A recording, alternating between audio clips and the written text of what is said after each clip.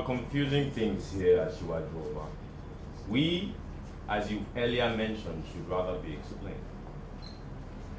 I said we must insist on peace with the affairs with Agbobishi. That's clear enough. I am not and will never be a party to a we that sees the call for peace as an excuse to hide its cowardice. Agbobishi is happy for licking us once. She enjoyed it. She indeed relished the taste. Now she comes back for more. We have soldiers. I mean, men. We have soldiers. I mean, men with hearts of steel who can teach her the lessons of her life. Lilo's hands are sacred as those of our gods. Lukosi's heart is made of nothing but steel. And under me, Baba Mua, are men in the real sense of it. Well, it's a pity that you do not see things the way I do. Well, no. It is rather a pity that we have instead a war commander whose heart is governed by fear and great panic. Watch what you say to me, Bobagoa. We have men, courageous soldiers willing to lay down their lives to redeem the image of our empire and claim that rich borderland which is for the good of all. But rather sadly, we have a war commander who is easily wet his trousers at the mere break of dawn. I warn you again, Bobagoa. Watch what you say to me. You must hear it now, Ashiwajuoba. You must hear everything. I watched you quake that day. Yes, I looked as they brought us the tidings that Agbobishi had indeed declared war on us. I watched you as we prepared for war, as your upper lip shook while you gave orders. I smiled to myself when your fingers would not strap your sword to your hips, and I knew that with you still leading our army, the entire empire is doomed. Fine, Bobagoa. You have done well. Now I will tell you what it takes to be the leader of a people. I heard you back then. I heard everything. I only chose to be quiet. I saw the look of envy in your eyes when you observed the adulation poured on me. Because you did not deserve No, it's because you envied me.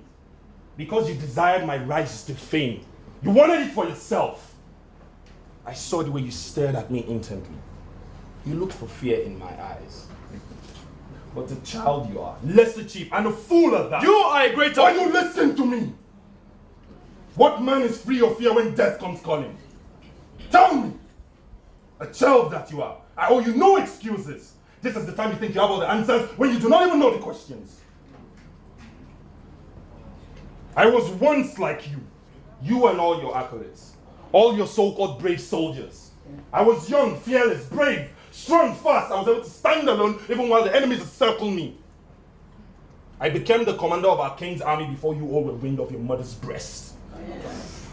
You now, you ambitious upstart that now, hungry jackers. I had your kind for breakfast. It is not my fault that the appetite has grown dull while eating up is changed. You lie, Ashiwajuoba! No wonder you disappeared when the hordes of Agbobishi came yelling down the hill while you stood our ground right in front of the city gate. As Lilo's voice chanted the exploits of our warriors of old. As men who had lost their nerve regained courage and faced their enemies head on. We saw you hiding behind the army, giving orders far from where any spears could meet you. Yes, a pretender you are, Ashiwajuoba. After we had driven off all our enemies, after we had buried the dead and we were cradling the dying, we saw you emerge in the midst of the confusion, looking as tired as others. Cheap pretense, I told myself.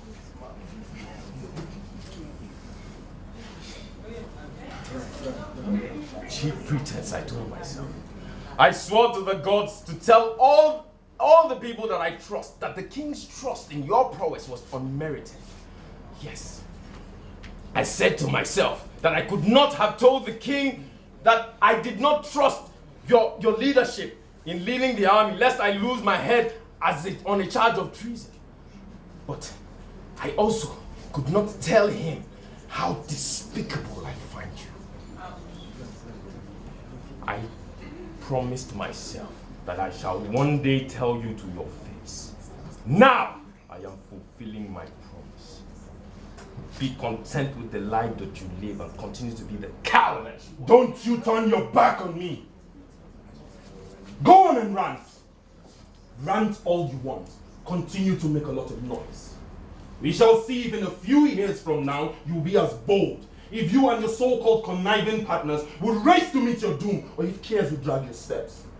As for me, I remain true to my people. But above all, to myself. And for that, I am more a man than you will ever be. You liars, you are Joba.